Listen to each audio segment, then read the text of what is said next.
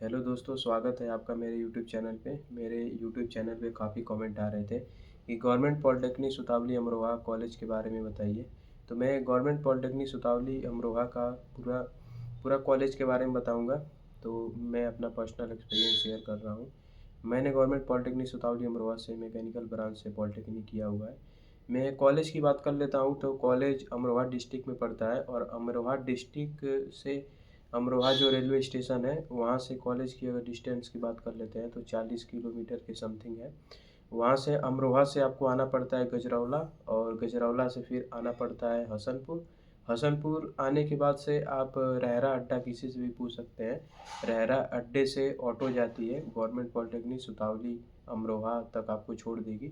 अगर कॉलेज पे जाने वाले स्टूडेंट काफ़ी वहाँ पे मिल जाते हैं, अगर ज़्यादा स्टूडेंट हो जाते हैं 5-6, तो कॉलेज तक, पूरे कॉलेज के गेट तक ऑटो छोड़ के आती है स्टूडेंट को।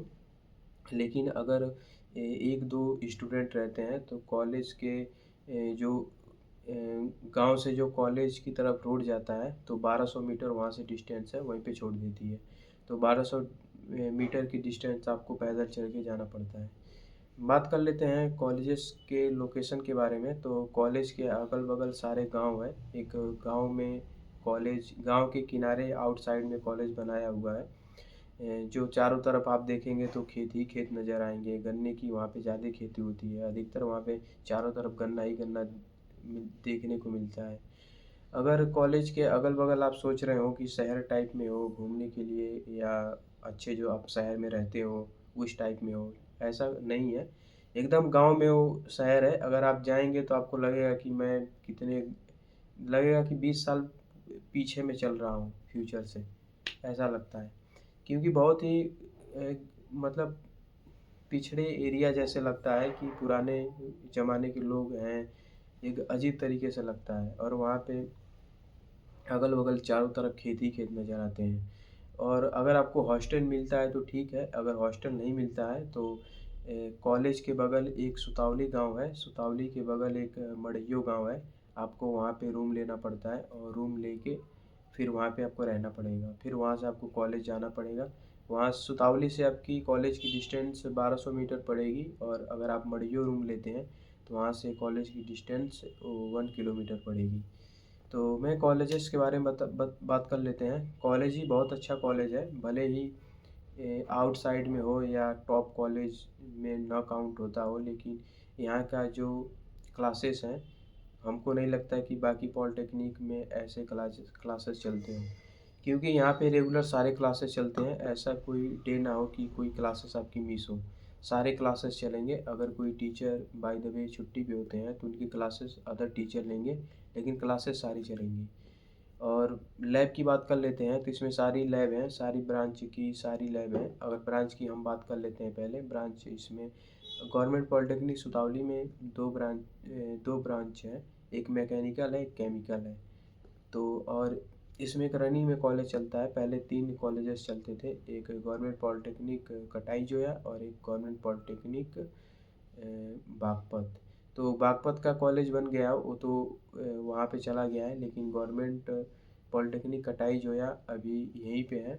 इसकी क्लासेस यहीं पे चलती है, गवर्नमेंट पॉलिटेक्निक सुतावली में ही। तो गवर्नमेंट पॉलिटेक्निक कटाई जोया वाले स्टूडेंट को हॉस्टल नहीं मिलता है, लेकिन गवर्नमेंट पॉलिटेक्निक सुतावली को ईजिली हॉस्टल प्रोवाइड कर दिए जाते हैं। और मैं बात कर लेता हूँ लैब के बारे में। बात कर रहे थे तो लैब के बारे में बात कर लेते हैं। तो सारी लैबें चलती हैं। ऐसा नहीं है कि उस लैब में जो भी इक्विपमेंट रखा गया है आपको दिखाकर उसकी वर्किंग समझा दी जाएगी, ऐसा नहीं है। प्रैक्टिकली कराया जाएगा। जो भी चीज़ें हैं उसमें आपको दिखाया जाएगा, आपसे करवाया जाएगा। जैसे मैकेनिकल में थर्मल लैब है, उसमें 2 स्ट्रोक इंजन है, 4 स्ट्रोक इंजन है, उसकी वर्किंग से लेके सारी चीज़ें आपको लाइव दिखाई जाएंगी, कैसे वर्क करता है 2 स्ट्रोक इंजन या 4 स्ट्रोक इंजन। अब हम बात कर लेते हैं हॉस्टल के बारे में। तो गवर्नमेंट पॉलिटेक्निक सुतावली को ही हॉस्टल प्रोवाइड किए जाते हैं। पहले एक ही हॉस्टल था, लेकिन अब 2 हॉस्टल हो गए। एक महिला छात्रावास को बॉयज़ हॉस्टल में कन्वर्ट कर दिया गया है, क्योंकि लड़कियां वहाँ पे ज़्यादा आती नहीं थी। तो अब आपके पास 2 हॉस्टल हैं, और ईजिली आराम से हॉस्टल मिल जाता है। क्योंकि मैकेनिकल ब्रांच में 60 सीटें हैं, 60 68 के समथिंग सीटें हैं, इस टाइम बढ़ गई हैं, 68 70 हो गई है, और केमिकल में भी इतनी हो गई है। तो एक हॉस्टल में जो एक हॉस्टल है उसमें 20 रूम है, 10 रूम ऊपर और 10 रूम नीचे। और इसी तरह नए वाला जो हॉस्टल है इसमें भी 10 रूम ऊपर और 10 रूम नीचे। तो एक रूम में 3 स्टूडेंट रहते हैं, उनको 3 बेड और 3 चेयर और 3 टेबल प्रोवाइड किए जाते हैं। और बाकी हॉस्टल की फैसिलिटी बहुत अच्छी है। और हॉस्टल की फ़ीस की अगर बात कर लेते हैं तो 1 ईयर की फ़ीस आपको 2300 रुपये देनी पड़ती है। जो रहने की फ़ीस होती है वो आपको जो स्कॉलरशिप मिलती है उसमें रिटर्न कर देती है गवर्नमेंट। और जो खाने की जो फ़ीस होती है जिसे डाइट फ़ीस बोला जाता है वो मंथली जमा होती है। वो 2300 रुपये 2200 वो मंथली जमा होती है। मेरे टाइम 2300 रुपये जमा होती थी। अब इस टाइम मुझे पता नहीं, काफ़ी टाइम से वहाँ के जो मेरे जूनियर्स हैं उनसे कांटेक्ट नहीं है। तो इस टाइम समथिंग वही 2300 रुपये ही होगी, ज़्यादा से ज़्यादा 100 रुपया बढ़ा होगा, 2400 हो गया होगा, लेकिन मेरे हिसाब से 2300 रुपये ही होगा इस टाइम में। और उसके बाद से हम बात कर लेते हैं जो खाने का जो क्या टाइमिंग रहता है, या खाना सही होता है या नहीं होता है। तो मैं अगर हॉस्टल में खाने की अगर बात कर लेते हैं तो खाना अच्छा ही होता है। अगर आप सोचेंगे घर की तरह खाना मिले मुझे, रोटी पे घी लगा के बढ़िया सब्ज़ी, बढ़िया दाल, बढ़िया रोटी, उस टाइप से नहीं मिल पाता, लेकिन बिल्कुल बहुत सही होता है फिर भी। अगर घर से खाने की यहाँ से खाने से अगर कंपेयर करें तो 80% सही होता है। बात कर लेते हैं खाने की टाइमिंग की। तो खाने का जो टाइमिंग रहता है, 2 टाइम खाना मिलता है और 1 टाइम नाश्ता मिलता है।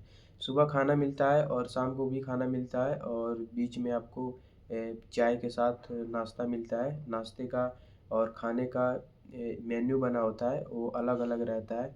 पर डे आपको एक ही चीज़ नहीं दी जाती है, अलग-अलग चीज़ दी जाती है। जो खाने का जो मेन्यू होता है वो बच्चे फर्स्ट ईयर वाले डिसाइड करते हैं।